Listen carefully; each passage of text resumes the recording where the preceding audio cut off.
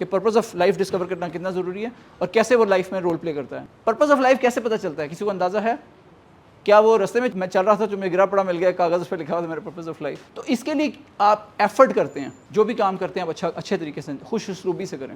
Deliver excellence, جدھر بھی جائیں جھنڈے گاڑیں, ٹھیک ہے.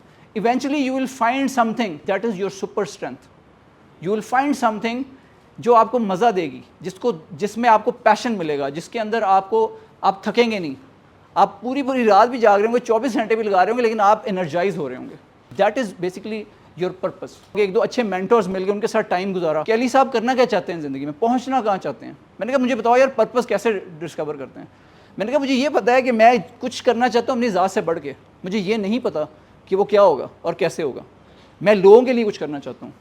سو اس نے میرے ورڈس کو زبان دے دی, اس نے کہا making a difference in the lives of people. میں نے کہا یس ایگزیکٹلی. تو انہوں نے بڑے ڈیفیکلٹ کویشچنس پوچھنے شروع کر دیے, and I was really annoyed by these questions. میں نے کہا یار اچھی بڑی زندگی گزر رہی ہے, ایک اچھی نوکری چل رہی ہے, اس زمانے میں لاکھ+ کما رہے ہیں, تو why do I need to think about کہ 10 سال بعد کیا ہونا ہے, 5 سال بعد. اللہ رازق ہے تو اللہ تعالیٰ دے دے گا ہمیں رزق آگے بھی. اپنی سیلری مجھے اس نے بتائی, وہ ایک گورا تھا جو US بیس کنسلٹنٹ تھا پاکستان میں.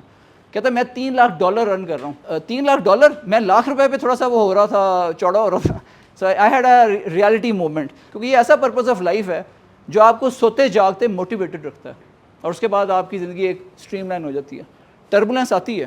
مجھے یہ پتا تھا کہ میں نے جو بھی کرنا ہے گلوبل اسکیل پہ کرنا ہے, چھوٹا کام تو کرنا ہی نہیں. اب جب پرپز ڈیفائن ہو جاتا ہے نا زندگی میں, تو کلیئرٹی آ جاتی ہے. آپ کو ایگزیکٹلی پتا ہوتا ہے کہ یہ جو چیز میں کرنے جا رہا ہوں, کوئی مجھے کہے یار تم آسٹریلیا چلے جاؤ, it doesn't resonate with me, because میرا پلان پہلے سے سارٹیڈ ہے. UK جانا ہے, وہاں جا کے یہ اسٹیپس لینے ہیں, یہ چیز کی. اور اس کے بعد ایک جاب سے دوسری جاب, اس کے بعد جو ٹائم آیا 2015 کا, when I got my passport sorted, اور میں نے بیگس پیک کر لیے. میں نے کہا اب واپسی کا سفر باندھتے ہیں. میری وائف جو تھی وہ سامنے کھڑی ہوگی, بھائی کیا مذاق ہے, کہاں جانا ہے؟ بیکاز شی سیڈ کہ یار یہ کیا چیز ہے, پرپز کیا ہوتا ہے, we are living a great life here in the UK, why do you want to uproot everything and go back to Pakistan. تو میں نے اس کو سمجھایا کہ بیسکلی یہ جو ساری اسٹرگل تھی یہ یہاں آ کے ساری زندگی یہاں گزارنے مرنے کھپنے کے لیے نہیں تھی.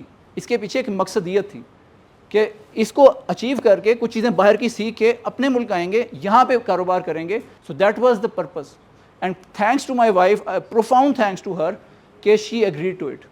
You just have to recognise yourself as somebody who is a doer. Entrepreneurship کی فیلڈ میں ایک اور بھی کہا جاتا ہے کہ جو بیٹ ہوتی ہے گھوڑے پہ نہیں ہوتی, بیٹ جاکی پہ ہوتی ہے, کہ جاکی کون سا. Try to discover purpose of life early on, اور اس کو ڈسکور کرنے کے لیے میں نے بتایا اچھے لوگوں کے ساتھ ٹائم گزاریں, مینٹورس کے ساتھ ٹائم گزاریں.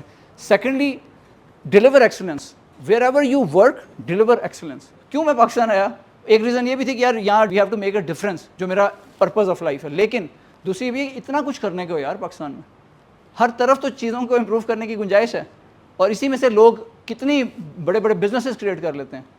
بائکیا کو دیکھ لو, کریم کو دیکھ لو, بہت ساری کمپنیز, ڈفرینٹ کمپنیز ہیں, زمین کو دیکھ لو. تو ڈفرینٹ چیزیں کی جا رہی ہیں ڈفرینٹ ایریاز میں, اور اس کا رزلٹس امیزنگ ہے. تو that's what you have to have, کہ اپنے ارد گرد دیکھیں. آپ نے یہ نہیں دیکھتا کہ آپ کتنے ایکسپیرینسڈ ہیں, یو جسٹ ہیو ٹو سی کہ آپ کے پاس اپرچونیٹیز ارد گرد ہیں. So that is your lesson learned ہے.